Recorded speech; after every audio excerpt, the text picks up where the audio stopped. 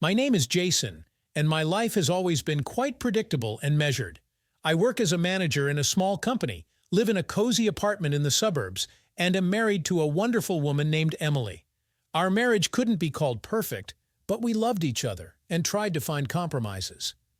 Emily often went on business trips or to various seminars, so I got used to temporary loneliness.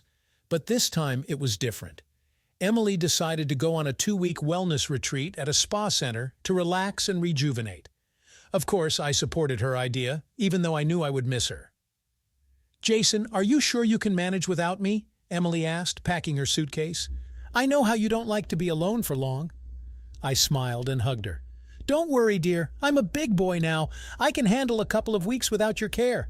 Besides, I have grand plans: beer, pizza, and video games." Emily laughed and playfully slapped my shoulder. "Don't turn into a complete bachelor while I'm gone. And don't forget to at least occasionally clean up and cook proper food." I nodded with the most serious look and swore that I would behave. The next morning I drove Emily to the airport, kissed her goodbye, and went home, anticipating 2 weeks of absolute freedom. The first few days were great. I lounged on the couch, watched sports channels, played video games, and ate all kinds of junk food. The apartment gradually descended into the usual bachelor chaos, but it didn't bother me at all.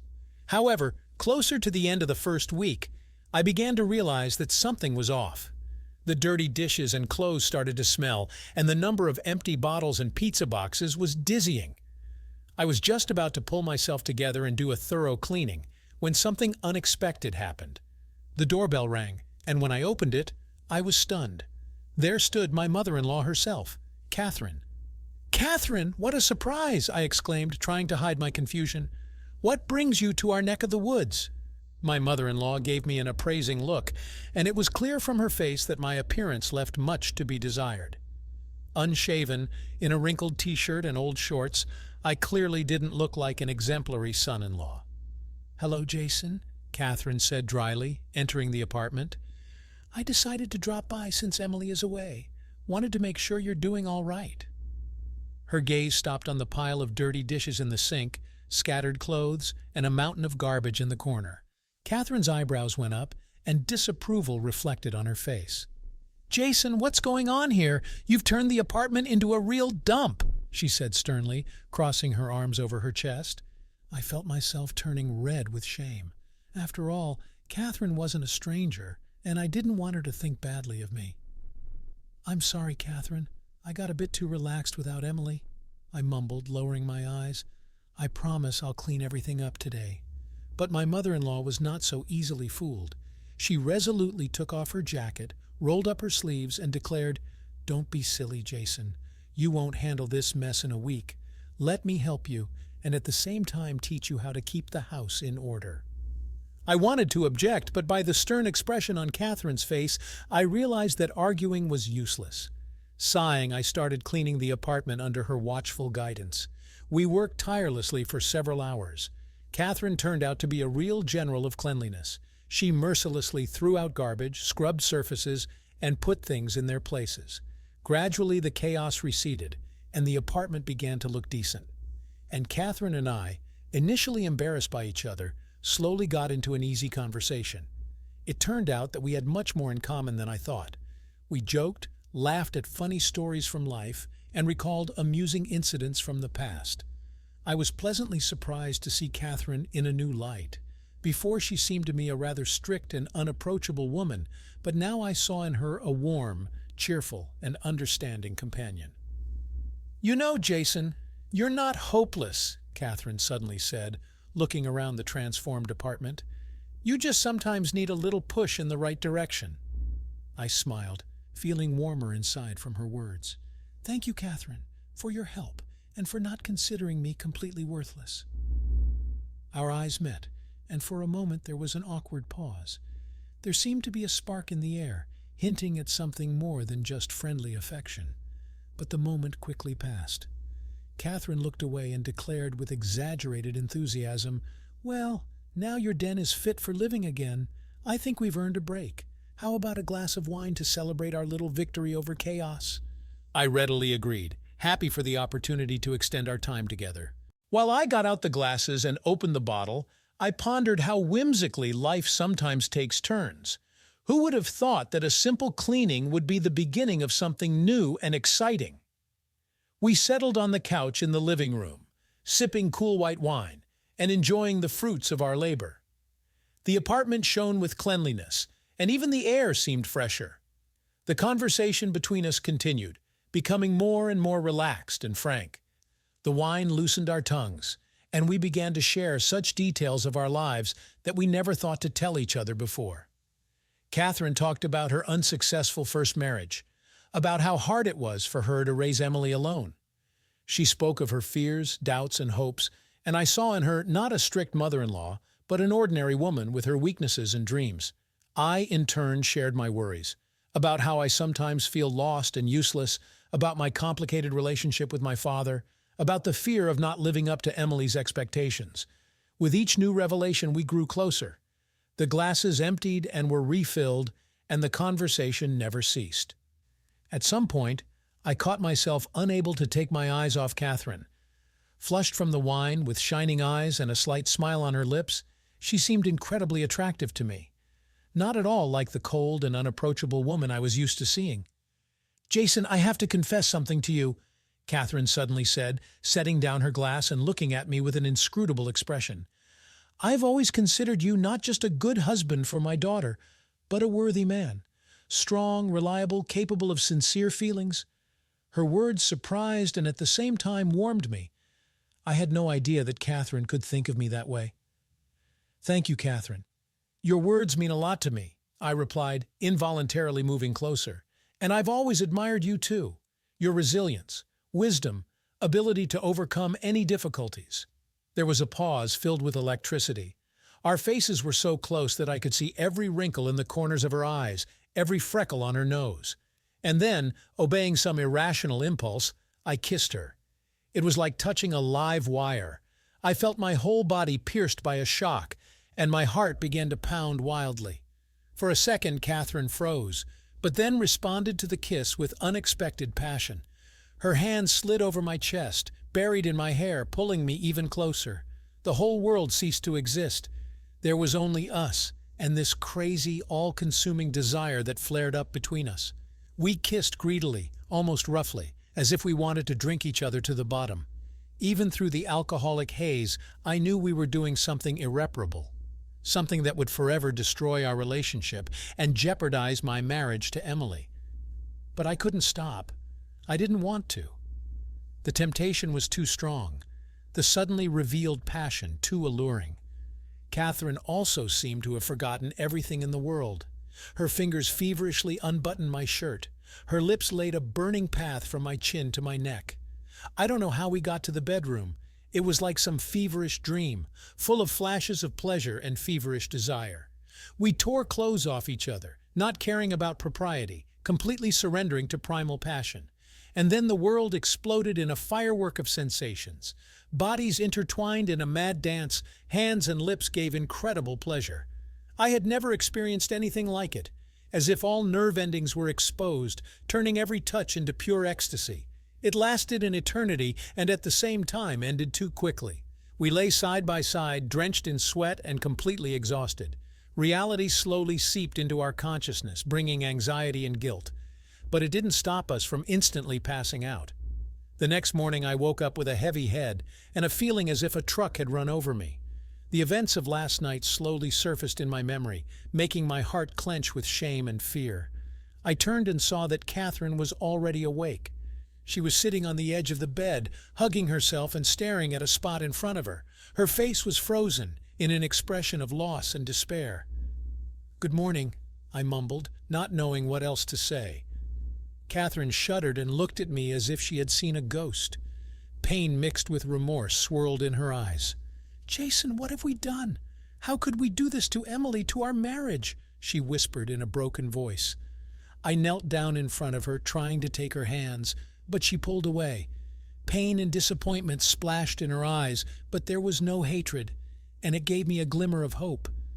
"Emily, I know I don't deserve forgiveness. I betrayed you, broke our vows, but believe me, I repent. I never meant to hurt you," I began, swallowing the rising tears. I spoke for a long time and falteringly, sometimes choking on words. I told her everything. About my doubts, about our estrangement, about that fateful night with Catherine. I didn't make excuses or look for reasons, but honestly admitted my mistakes. Emily listened in silence, occasionally wiping away tears.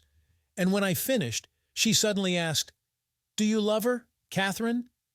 This question caught me off guard. I thought, trying to figure out my feelings, and I realized that I couldn't give a definite answer. I don't know, Emily. There was definitely passion, attraction between us. But is it love? To be honest, I'm confused, I admitted. Emily sighed and for the first time that evening looked me straight in the eye. There was weariness and sadness in her gaze, but also understanding. You know, Jason, deep down I always felt that something was wrong, that you were distancing yourself, hiding something. But I was afraid to admit it to myself, she said quietly.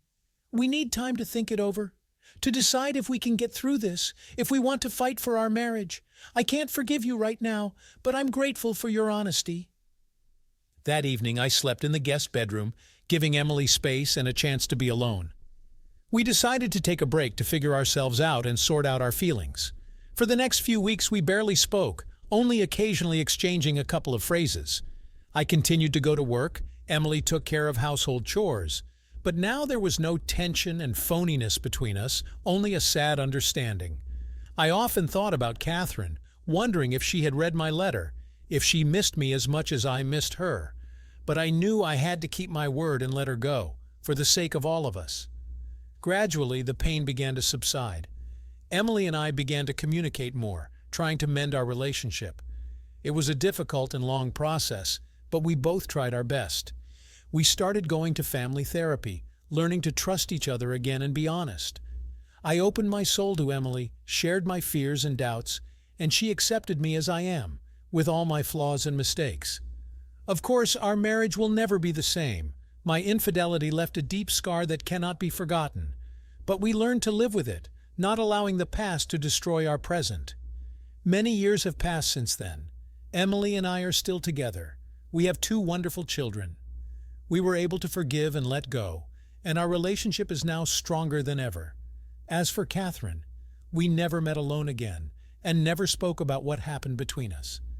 But I know that she also found the strength to move on and let go of the past. Sometimes I remember that night, our madness and passion. These memories no longer cause pain, but only a slight sadness and nostalgia. I am grateful for that experience, however bitter it may have been. It taught me to appreciate what I have, taught me to be honest with myself and my loved ones, and most importantly, it taught me to forgive, both others and myself. Looking back now, I realize that this whole story was a lesson for me, painful, difficult, but necessary. I made a mistake by succumbing to a fleeting passion and breaking my vow of fidelity. But this mistake made me rethink my life, my priorities, and my values. Before, I lived as if on autopilot, went with the flow, and was afraid of change. My marriage to Emily was convenient and familiar, but it lacked sincerity and real closeness. Infidelity became a kind of wake-up call for me, a push to awakening. It showed that I am capable of strong feelings, passion, and recklessness, but it also made me realize how destructive this force can be if not kept under control. I learned to be honest, first of all with myself, to acknowledge my weaknesses, my doubts, and my fears, not to run from problems, but to face them head-on. It wasn't easy. Sometimes I wanted to run away, hide, pretend that nothing had happened. But I knew that would only cause more pain, to myself and to my loved ones. Being frank with Emily was a real test for me. I was afraid of losing her, afraid of seeing contempt and hatred in her eyes. But she showed amazing generosity and understanding. Of course it hurt her. Of course she was angry and offended. But deep down, she also wanted our marriage to become more sincere and strong. And my honesty gave us a chance to start over. We worked a lot on our relationship. We learned to listen and hear each other, not to keep silent about problems, but to solve them together. We fell in love again, discovering new facets in each other. It was a long and difficult road. Sometimes I wanted to give up, to throw in the towel, but we continued to fight for our love, for our family, for our future, and it was worth it. Now, years later, I can say with certainty that I love Emily more than life itself. She is my best friend, my support, the mother of my children, and I am grateful to fate for every day spent by her side. As for Catherine, she will forever remain in my memory, not as an object of passion or a forbidden fruit, but as a person who helped me understand myself better. Our connection was a mistake, but it taught me a lot. I sincerely hope that Catherine has also found happiness and peace, that she was able to forgive herself and let go of the past, and that our experience became as valuable a lesson for her as it did for me. Now, sitting on the porch of our house and looking at the children playing in the garden, I feel at peace. Yes, I made a mistake. Yes, I hurt the people I love. But I also found the strength to correct what I had done and become better. Life is not a black and white movie. There is room for mistakes, doubts, and regrets. The main thing is to be able to draw the right conclusions and move on. My story taught me that there is nothing more important than family, love, and trust, and that they are worth fighting for, even if you have to step over your pride and admit your mistakes.